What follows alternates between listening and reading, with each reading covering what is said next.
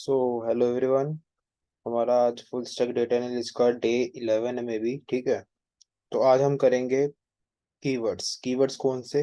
जो मैंने पिछली क्लास में मैंने फॉर लूप और व्हाइल लूप पढ़े थे, उसके अंदर कुछ कीवर्ड्स यूज होते हैं जैसे कि पास, कंटिन्यू और ब्रेक। ठीक है, तो हम ये करेंगे आज इसमें। एक मिनट, तो मैं आपको सबसे पहले बताता हूँ पास का करते हैं। ठीक है, ये मैंने एक रेंज बनाई इधर। मैंने आपको फॉर लूप में बताया था कि रेंज कैसे बनती है। फिर इधर हमने कंडीशन डाली। ठीक है, if one divisible by two और इज इक्वल टू जीरो। फिर हम इसके बाद लिखा नीचे पास।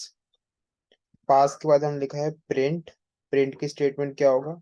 जो आई होगा वो प्रिंट हो जाएगा। ठीक है, फिर एल्स की स्टेटमेंट लिखी हमने बाय।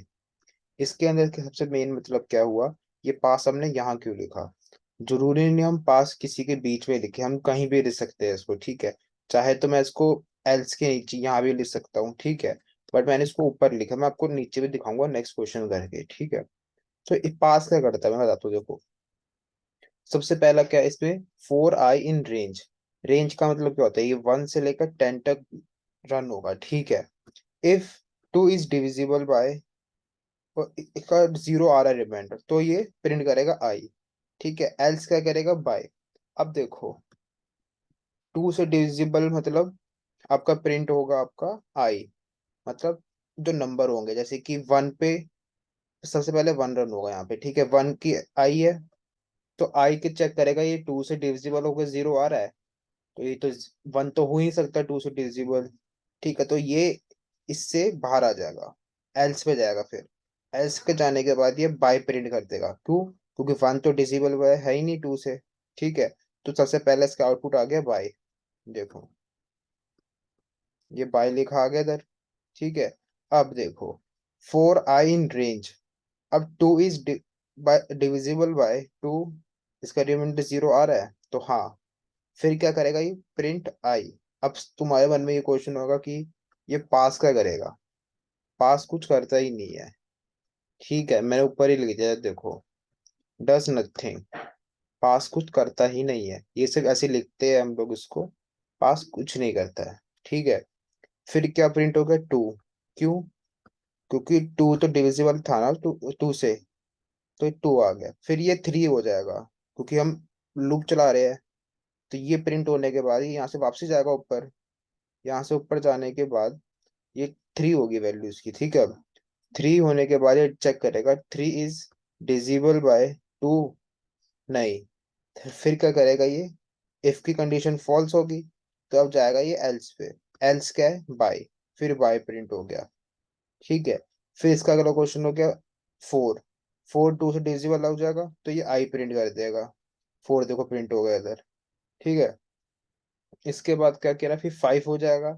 फाइव डिविजिबल नहीं है टू से, तो फिर ये एल्स की स्टेटमेंट प्रिंट कर देगा। मतलब पास में क्या कर रहा है, एक सिंपल एक लूप ही चला रहा है ये। पास लिख दिया इन्होंने, बस कहीं काम नहीं कर रहा वो। ठीक है, सबसे मेन इजी क्वेश्चन होता है ये पास वाला, कुछ नहीं करता। देखो, अब जैसे तुम्हें बताया था कि मैंने पास पहले यहाँ लिखा था इसके बीच में। ठीक है, यहाँ लिखा था मैंने पहले पास।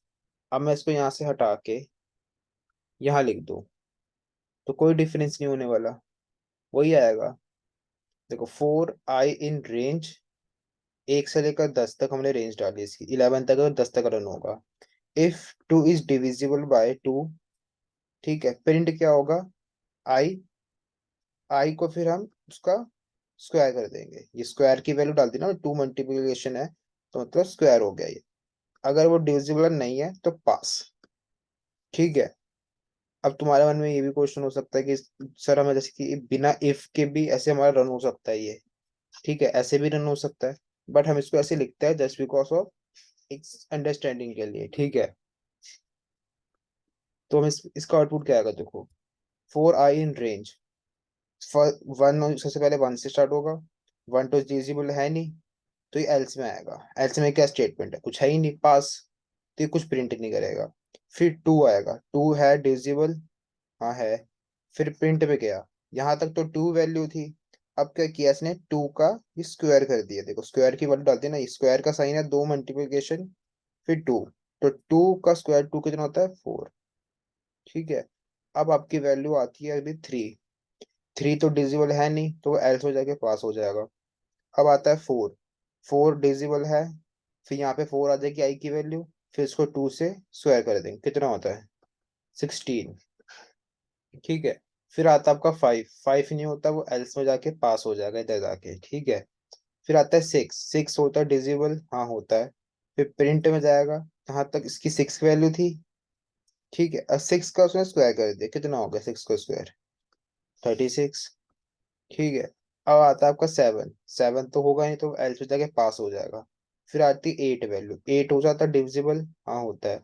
फिर यहाँ तक उसकी 8 वैल्यू प्रिंट हमने 8 करा दी, उसके बाद हमने क्या किया, उसको स्क्वायर कर दिया, आगे के दो मल्टीप्लिकेशन लगा के स्क्वायर बाय 2। स्क्वायर तो 2 सही होता है हमेशा, ठीक है। क्यूब 3 से होता है, तो स्क्वायर किया अब यहाँ पर कितना होता है उसका 64, ठीक है। अब आता है आपका 10। 9 तो होता नहीं है, तो वो एल से जाके पास हो गया। अगला आता है हमारा 10 इसमें, ठीक है। तो 10 में हो जाएगा डिविजिबल बाय, ठीक है, 2 से हो जाएगा। फिर उसके बाद हमने 10 का स्क्वायर कर दिया, उसका हमारा हो जाएगा 100। ये ऐसा आउटपुट आया इसका। पास एक तरह से मैं इन शॉर्ट बता दूं, दस नथिंग मैंने लिखा हुआ स्टार्टिंग में, ये नोट मैं आपको अपने जो अपनी मेरी कम्युनिटी है व्हाट्सएप पे, उसमें शेयर कर दूंगा, ठीक है, व्हाट्सएप वाले ग्रुप में। पास कुछ नहीं करता। अब आता है हमारा कॉन्टिन्यू। कॉन्टिन्यू क्या करता है मैं बताता हूँ तुम्हें। कॉन्टिन्यू में क्या होता है, हमने पहले एक रेंज बनाई, ठीक है। फिर हमने इफ बनाया, ठीक है। फिर हमने कॉन्टिन्यू लिखा एक, सिंपल हमने वो कर दिया, इसके बीच हमने कॉन्टिन्यू लिख दिया। इसके अंदर क्या होता है मैं बताता हूँ। Skip the current iteration move to the next.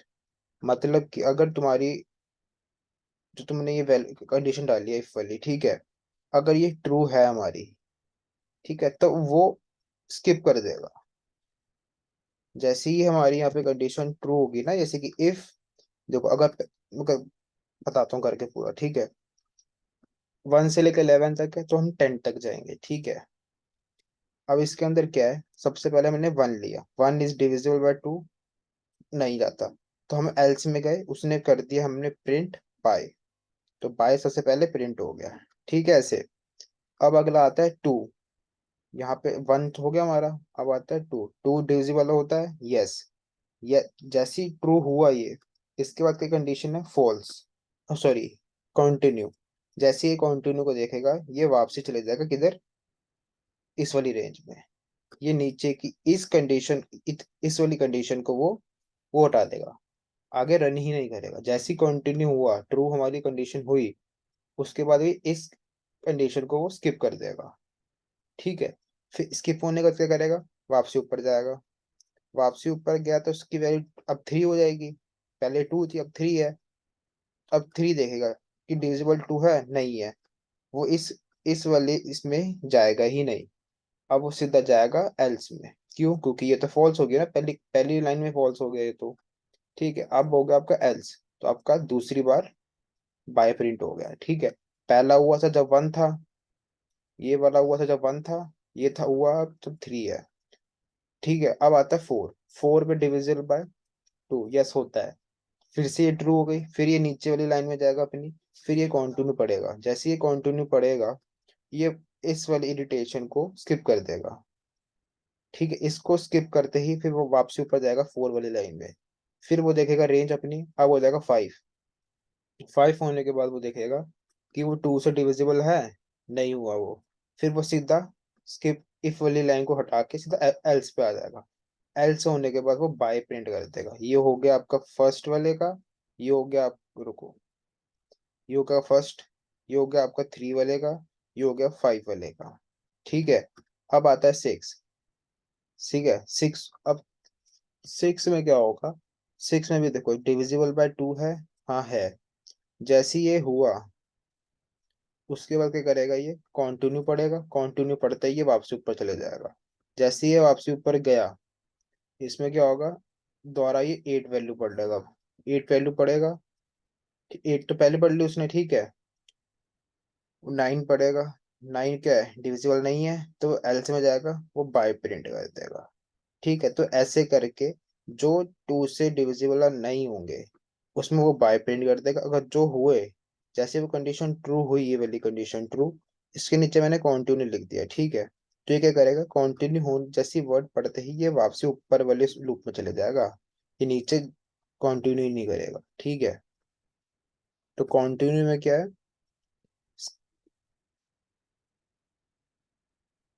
Continue skip the current iteration, move to the next iteration, ठीक है। Skip the current iteration, move to the next. अब आता है हमारा ब्रेक स्टेटमेंट, कीवर्ड सॉरी, ठीक है। ब्रेक में क्या आता हूँ तुम्हें, एक मिनट।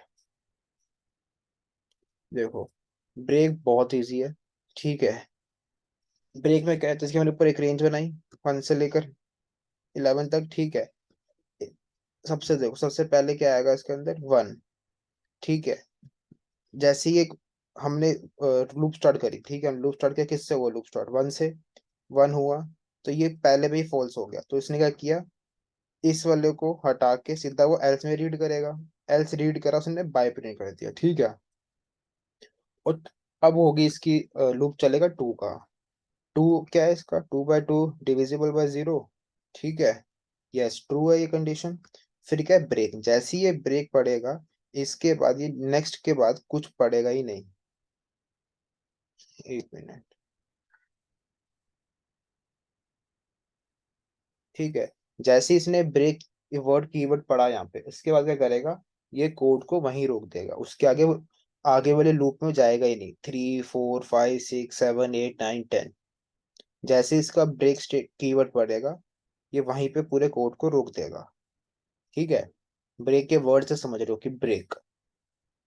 अब मैं दोबारा समझाता हूँ ब्रेक क्या होता है, ठीक है। 1 है पहले, ठीक है। 1 बाय हमारा इसलिए प्रिंट हुआ यहाँ पे, क्योंकि जो 1 था ना, वो इस ट्रू तो हुई नहीं कंडीशन, तो इसके अंदर गई नहीं, उसने ब्रेक स्टेट कीवर्ड तो पढ़ा ही नहीं ना, इसलिए। इसके बाद से चलेगा वो एल्स पे, एल्स पे जाने के सीधा बाय प्रिंट कर दिया उसने, ठीक है। अब 2 जो है, वो कंडीशन हमारी ट्रू हो गई थी। क्यों, क्योंकि 2 से डिविजिबल है, ठीक है। उसका रिमाइंडर भी 0 बचता है। जैसे ही वो हुआ, उसके अंदर जाके देखो, ये इफ है, इसके अंदर ही तो है ये ब्रेक, ठीक है। तो ये कंडीशन जैसी कीवर्ड पढ़ा उसने, ठीक है, फिर इसका क्या करेगा, आगे का ये कोड को रोक देगा, ठीक है। इन शॉर्ट मैंने बताया आपको, ये कोड को ही रोक देगा, ठीक है। तो आज के लिए हम इतना ही रखते हैं इसको। इस वाली क्लास के लिए मैंने आज क्या पढ़ाया आपको, पास, कंटिन्यू और ब्रेक।